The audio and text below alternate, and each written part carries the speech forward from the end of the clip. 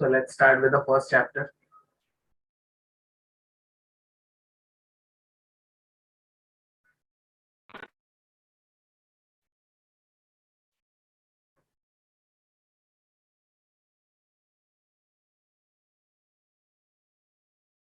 Eleventh standard physics, first chapter. It is units and measurement.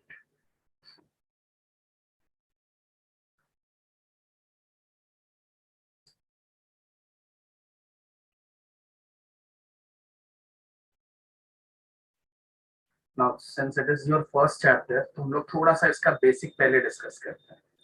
Subject का basic पहले थोड़ा discuss करते हैं, फिर हम लोग फाइनली चैप्टर के क्वेश्चंस पे चले जाएंगे.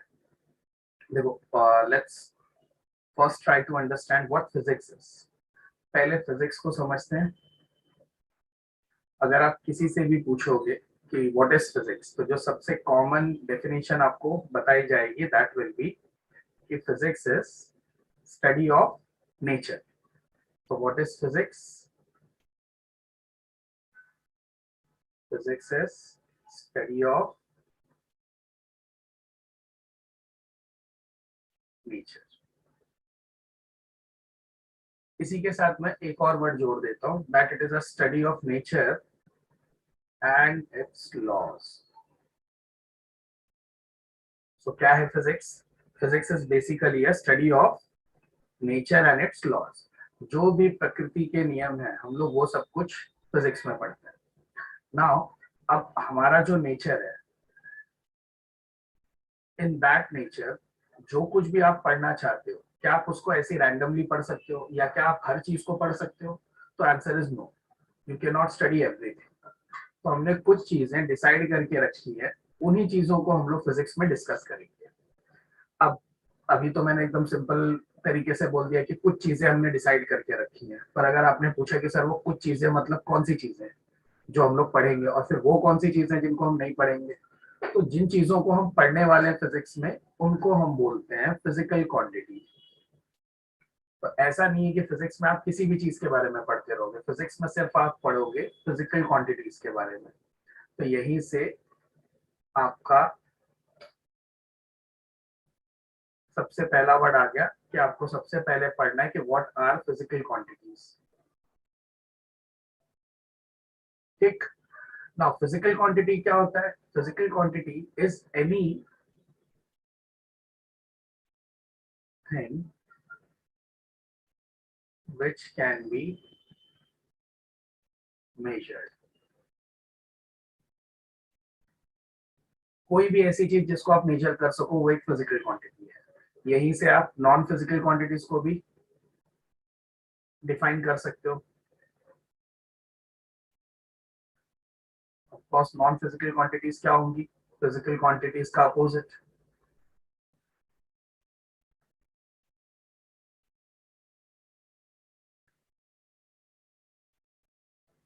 और इनको मैं समझाता हूँ आपको एक एग्जांपल के थ्रू. जैसे फिजिकल क्वांटिटीज में आप ले सकते हो किसी भी चीज की लेंथ. किसी भी चीज की लेंथ मेजरेबल है, आप इसको मेजर कर सकते हो. किसी भी चीज का मास मेजरेबल है, आप इसको भी मेजर कर सकते हो. नॉन फिजिकल क्वांटिटीज क्या होती होंगी? फिजिकल क्वांटिटीज का अपोजिट मतलब which can't be measured.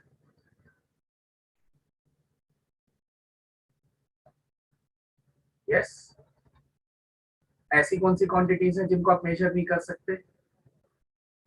ऐसी क्वांटिटीज का सबसे सिंपल एग्जांपल है emotions. Can you measure emotions? Of course no. Can you measure pain? कोई भी टाइप का इमोशन हो गया, जैसे पेन हो गया, सैडनेस हो गई, इनमें से हम किसी को भी मेजर नहीं कर सकते. तो ये सब क्या हुए? Non physical quantities. तो क्या फिजिक्स में आप ये सब पढ़ने वाले हो? इमोशंस, पेन, सैडनेस, हैप्पीनेस, ये सब के बारे में आप पढ़ने वाले हो? क्या आंसर इज नो. आप इन सब के बारे में नहीं पढ़ने वाले. फिजिक्स में आप पढ़ोगे लेंथ, मास, टाइम, टेम्परेचर. क्यों इन्हीं के बारे में आप पढ़ोगे? ऐसी बहुत सारी क्वांटिटीज है, इन्हीं के बारे में आप क्यों पढ़ते हो? Because these all are measurable. और इनके बारे में आप क्यों नहीं पढ़ते? Emotions, pain, sadness, happiness etcetera, because these are not measurable, आप इनको मेजर नहीं कर सकते। सो यहाँ पे सबसे पहले मैंने ये कंफर्म कर दिया कि फिजिक्स क्या है। फिजिक्स है नेचर के बारे में पढ़ना, नेचर के जितने भी नियम है जिसके बेसिस पे पूरा हमारा नेचर काम करता है उनके बारे में पढ़ना। ठीक। दूसरा कि ये नियम हम लोग कहाँ देखेंगे, किसी भी चीज में देखेंगे क्या? तो आंसर इज नो। हम लोग ये सारे नियम सिर्फ देखेंगे फिजिकल क्वांटिटीज में। तो ओनली फिजिकल क्वांटिटीज में ही हम लोग फिजिक्स के नेचर के नियम देखेंगे, नॉन फिजिकल क्वांटिटीज में हम लोग नहीं देखने वाले। तो अगला सवाल बनता है कि फिर फिजिकल क्वांटिटीज है क्या? तो फिजिकल क्वांटिटीज वो हैं जिनको आप मेजर कर सकते हो। तो क्या कुछ नॉन फिजिकल क्वांटिटीज भी होती है? हाँ, जैसे इमोशंस, पेन, सैडनेस, हैप्पीनेस, ये सब क्या है? ये सब नॉन फिजिकल क्वांटिटीज है। अब फिजिकल क्वांटिटीज के बारे में हमको क्या पढ़ना है? यहाँ तक तो अपने को पता है कि चैप्टर किसके बारे में है, यूनिट्स एंड मेजरमेंट। मतलब हमको ये दो चीजें पढ़नी है, यूनिट्स के बारे में पढ़ना है और मेजरमेंट के बारे में पढ़ना है। मेजरमेंट किसका करोगे? तो फिजिकल क्वांटिटीज का मेजरमेंट करोगे। तो अब अगला सवाल ये है कि मेजरमेंट किस फॉर्म में करोगे? How would you major?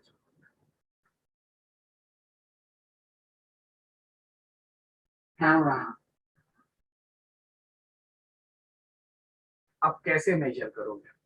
तो जवाब है कि you would measure within units. हम सारा मेजरमेंट किस में करने वाले हैं? यूनिट्स में करने वाले हैं। ऑब्वियसली अगला सवाल यही होगा कि फिर यूनिट्स क्या है? then what are these units? मैं कोशिश कर रहा हूँ कि चैप्टर को मैं थोड़ा सा सिंपल रखूं एंड टू द पॉइंट रखूं, क्योंकि इसके आगे के जो चैप्टर्स हैं मुझे वो ज्यादा अच्छे से पढ़ाने हैं। ये चैप्टर आपके पूरे फिजिक्स का बेसिक है, मैं कोई भी टर्म छोड़ूंगा नहीं इसमें। ऐसा नहीं कि I leave any term, I clear out each and every term. But the only thing is कि मैं कोशिश करूंगा कि मैं बस टू द पॉइंट बात करूं। अगर मैं इसके बारे में ज्यादा टाइम ले लूंगा तो मैं आगे के चैप्टर्स को उतना ज्यादा नहीं पढ़ा पाऊंगा। तो दैट्स व्हाई टाइम शॉर्ट रखने के लिए मैं एकदम पॉइंट टू पॉइंट जा रहा हूँ। ऐसा अगले चैप्टर्स में आपको नहीं देखने को मिलेगा। अगले चैप्टर्स में आपको एक्स्ट्रा चीजें भी बहुत सारी बताऊंगा मैं। पर इस चैप्टर में जो आपके बेसिक्स है मैं बस वही क्लियर करवा दे रहा हूँ, सो दैट कि आप नेक्स्ट चैप्टर्स के लिए प्रिपेयर हो। तो we started from what is physics. Physics is the study of nature and its laws. ये नेचर के लॉ हम कहाँ देखेंगे? तो फिजिकल क्वांटिटीज में। क्या होती है फिजिकल क्वांटिटीज? जिनको आप मेजर कर सकते हो। कैसे मेजर करोगे? यूनिट्स में। तो फिर यूनिट्स क्या होती है? Let's go for this question. So unit is basically, अगर आप बाय डेफिनेशन जाओ तो unit is a standard of reference. Standard of reference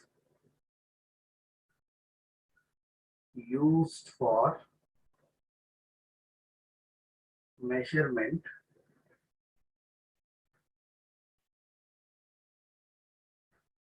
of physical quantities।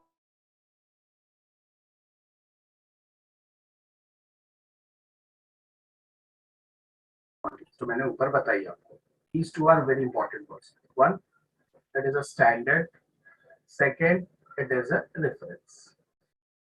पहले ये दोनों वर्ड को हम लोग समझेंगे। In science standard always stands for something which is constant or fixed।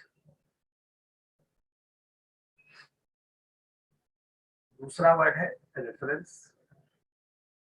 ये वर्ड किस सेंस में यूज किया गया? ये वर्ड यूज किया गया that units can be used for reference.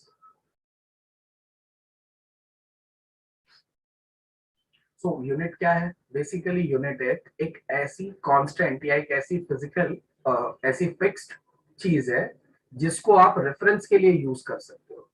इसको रेफर कर करके आप बाकी की चीजों को मेजर कर सकते हो। एग्जाम्पल के तौर पे इसी बात को आप एग्जाम्पल से समझो, जैसे केजी। अब केजी एक यूनिट है। अब केजी को यूज करके आप दूसरी चीजों को मेजर कर सकते हो। इसको ऐसे एग्जाम्पल से समझो आप।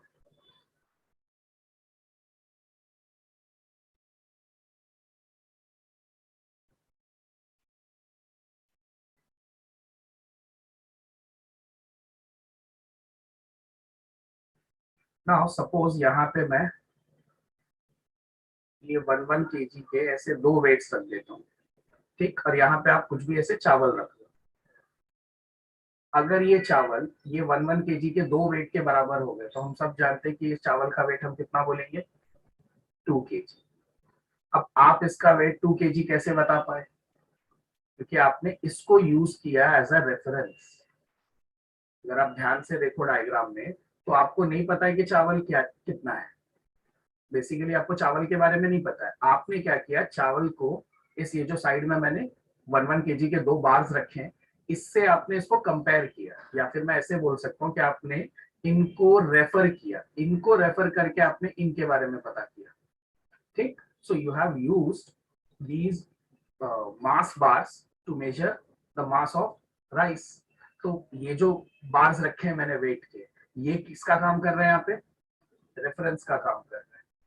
क्या ये ऐसा हो सकता है कि अभी मैं इसको बोल रहा हूँ ये 1 kg के 2 बार है मतलब ये 2 kg है, क्या कोई और आके ये बोल सकता है कि नहीं अरे ये तो 1 kg के 2 बार नहीं है, ये तो 5 kg के, तो 10 kg के। विल इट हैपन, ऐसा होगा? तो आंसर इज नो। अगर मैं इनको 1 kg का 2 किलो मान रहा हूँ तो बाकी के लोग भी इसको 1 kg का ही कंसिडर करेंगे। इसका मतलब ये क्या हुआ, फिक्स्ड है। अगर ये फिक्स्ड है तो कैन आई से कि ये एक स्टैंडर्ड ऑफ रेफरेंस है। स्टैंडर्ड इसलिए है क्योंकि ये फिक्स्ड है और इसको मैं रेफरेंस के लिए यूज कर रहा हूँ, मतलब I can say that kg is a standard of reference and anything which is a standard of reference is called as unit. So unit basically होती क्या है, कोई भी एक ऐसा स्टैंडर्ड जिसको आप रेफरेंस के लिए यूज कर सको। कोई भी ऐसा स्टैंडर्ड, स्टैंडर्ड से मतलब कोई भी फिक्स्ड चीज जिसको आप रेफरेंस के लिए यूज कर सको। जैसे kg एक फिक्स्ड चीज है, 1 kg जितना आपके लिए उतना ही मेरे लिए भी है, ऐसा नहीं कि सबके लिए 1 kg अलग अलग होता है। तो 1 kg एक स्टैंडर्ड चीज है और उसको मैं रेफरेंस के लिए यूज कर सकता हूँ, that's why 1 kg is a standard of reference. और ऐसे स्टैंडर्ड ऑफ रेफरेंस को हम लोग क्या बोलते हैं, यूनिट्स। तो डेफिनेशन में भी आपको एग्जाम में यही लिखना है, it is a standard of reference used for the measurement of physical quantities, ठीक है। अब अगला क्वेश्चन है कि क्या यूनिट एक ही टाइप की होती है, तो answer is no. How many types of units are there, types of units.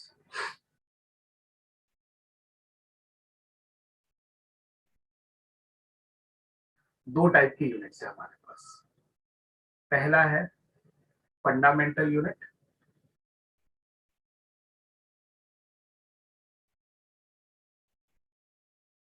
and second is derived unit. Let's first understand कि ये फंडामेंटल और डिराइव्ड ऐसे 2 नाम हमने क्यों रखे। When we started learning physics तो हम लोगों ने देखा कि कुछ यूनिट्स ऐसी है जो हमने या तो एक्सपेरिमेंटेशन या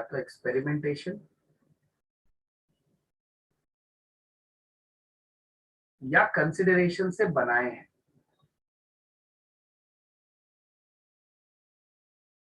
तो ऐसी यूनिट्स जो हमने एक्सपेरिमेंटेशन से पता किया या फिर कंसीडर करके रखा है, ऐसी यूनिट्स को हमने फंडामेंटल यूनिट्स बोलना शुरू कर दिया। और कुछ यूनिट्स जो एक्सपेरिमेंट या कंसिडरेशन से नहीं आए थे बल्कि वो इन फंडामेंटल यूनिट्स से ही डिराइव किए गए, इन्हीं को हम लोग बोलते हैं derived units. So basically derived units क्या होते हैं, derived units are units which are derived from fundamental unit.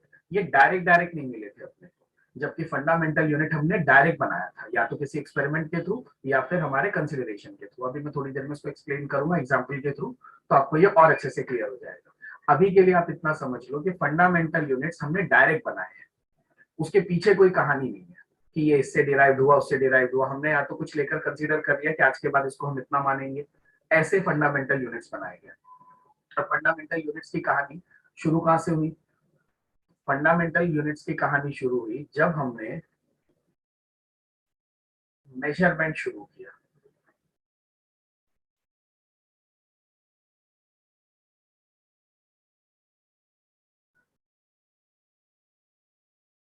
जैसे अगर मुझे ये जानना है कि ये मेरी 2 उंगलियां एक दूसरे से कितनी दूर है, मुझे जानना है कि ये इससे कितनी दूर है, ज्यादा दूर है, अभी ज्यादा दूर है या अभी ज्यादा दूर है, तो इस बात को मैं किसके थ्रू मेजर कर सकता हूँ, तो हम लोगों ने जिस चीज के थ्रू इसको मेजर करना है उसका नाम रखा लेंथ।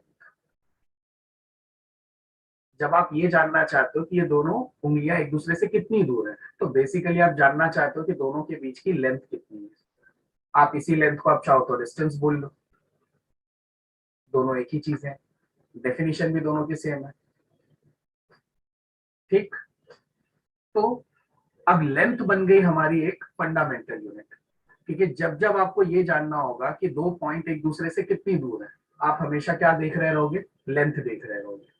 ऐसे ही अगर सपोज करो मैं अपने हाथ पे ये पेन रखता हूँ, तो ये पेन मेरे हाथ को प्रेस कर रहा है, I can feel it.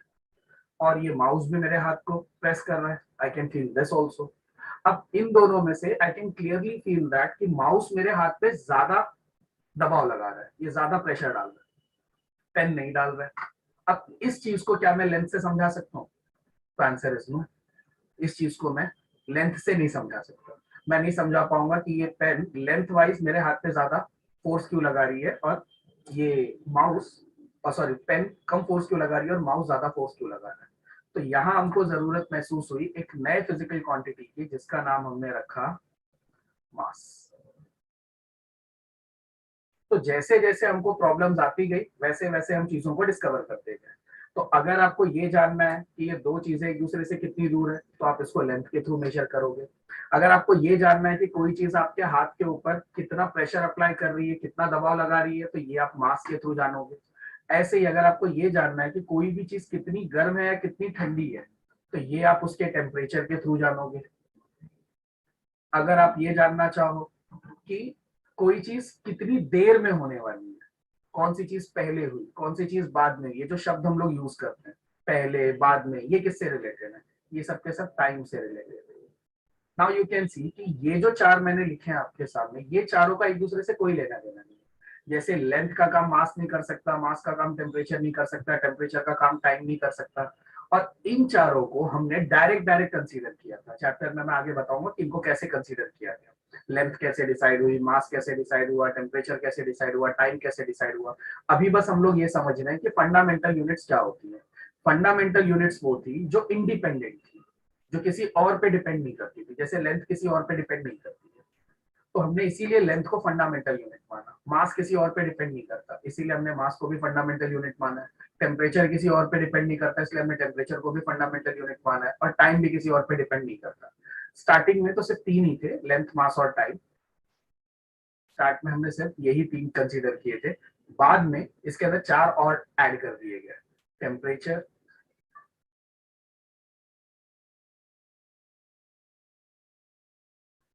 Amount of substance,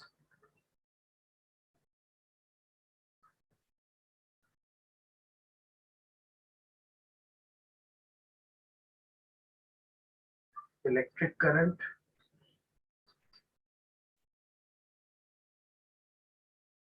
and luminous intensity. ये सब बाद में ऐड किए गए। तो जो स्टार्टिंग में थे वो तीन ही थे, लेंथ, मास एंड टाइम। और बाद में जैसे जैसे हमने देखा कि ऐसे टर्म्स हमको मिलते गए जो इंडिपेंडेंट थे, किसी और पे डिपेंडेंट नहीं थे, तो हम लोग उसको भी इसी लिस्ट में ऐड करते थे। अब बाद में हमको पता चला कि इनके अलावा भी बहुत कुछ है जो हम लोग मेजर करते हैं। जैसे अभी यहां से लेकर यहाँ तक के बीच में आप से मेजर कर सकते हो।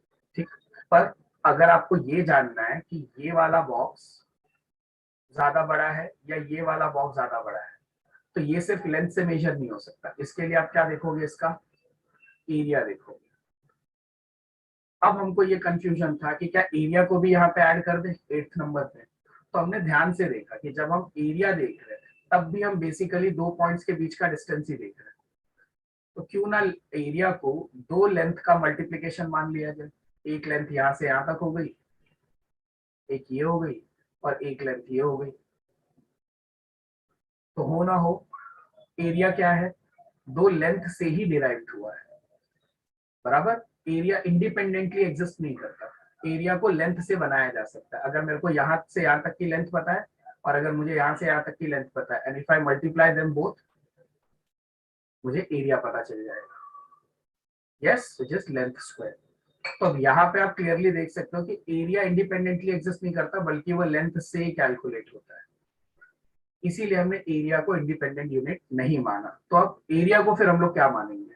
ऐसे अगर कोई मेरे से ये पूछे कि ये जो अंदर की पूरी जगह है जिसको हम लोग वॉल्यूम बोलते हैं, वो वॉल्यूम क्या है? तो वॉल्यूम क्या है? Length into length into length. इसी को आप length into height into width बोल सकते हो। बट अल्टीमेटली आप हाइट लो, लेंथ लो, विड्थ लो, लेते तो आप लेंथ ही हो ना। अगर आप ऐसे देख रहे हो तो वो लेंथ मानते हो आप उसको, इसी चीज को अगर आप ऐसे देखते हो तो उसी को आप हाइट बोलने लग जाते हो। तो हाइट तो हम बस इसलिए बोलते हैं ताकि आपको समझ में आए कि ऊपर से नीचे है, नीचे से ऊपर देखना है, पर देख तो आप लेंथ ही रहे हो। तो इसका मतलब volume is nothing but length का क्यूब। तो now you can clearly see that even volume is measured from length only. Volume भी लेंथ से मेजर होता है कि नहीं? इसीलिए हमने वॉल्यूम को भी क्या माना? डिराइव्ड यूनिट माना, फंडामेंटल यूनिट नहीं माना। और यहीं से हमारा दूसरा टर्म आया। कौन सा second term? Derived units.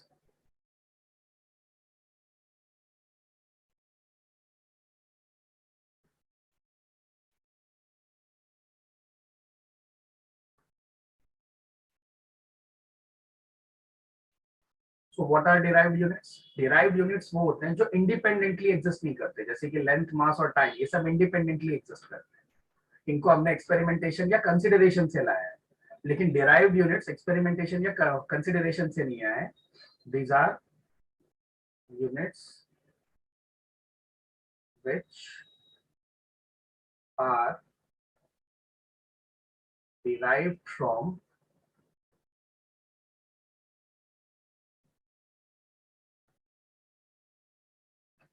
Fundamental. ठीक, ये फंडामेंटल यूनिट से डिराइव किए जाते हैं, ये खुद एग्जिस्ट नहीं करते। और इनका एग्जांपल एरिया, वॉल्यूम, ये सब के सब कहाँ से डिराइव होते हैं? लेंथ से ही डिराइव होते हैं। ऐसे और भी है। तो फाइनली हम लोग यहाँ तक पहुंच गए कि फिजिक्स नेचर और नेचर के लॉस की स्टडी है। क्या नेचर की हर चीज को हम पढ़ेंगे? तो आंसर इज नो। हम लोग सिर्फ फिजिकल क्वांटिटीज को पढ़ेंगे। क्या होती है फिजिकल क्वांटिटीज? जिनको मेजर किया जा सकता है। नॉन फिजिकल क्वांटिटीज क्या होती है? जिनको मेजर नहीं किया जा सकता, जैसे emotions, pain, sadness, happiness etcetera. सवाल था कि मेजर कैसे करोगे?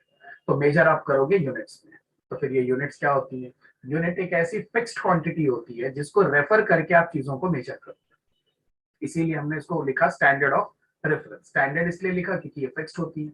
स्टैंडर्ड ऑफ रेफरेंस इसलिए क्योंकि इन्हीं को रेफर कर करके हम लोग बाकी की चीजों के बारे में पता करेंगे, बाकी की चीजों का मेजरमेंट करेंगे। तो ये यूनिट्स कितने टाइप की होती हैं? तो दो टाइप की ये यूनिट्स होती हैं। One is a fundamental unit, second is a derived unit. क्या होती है फंडामेंटल यूनिट? फंडामेंटल यूनिट वो है जो इंडिपेंडेंट है, किसी से डिराइव्ड नहीं हुई है। अगर चाहिए तो मैं यहाँ पे उसके 3 कैरेक्टरिस्टिक्स लिख देता हूँ। First, these units are independent.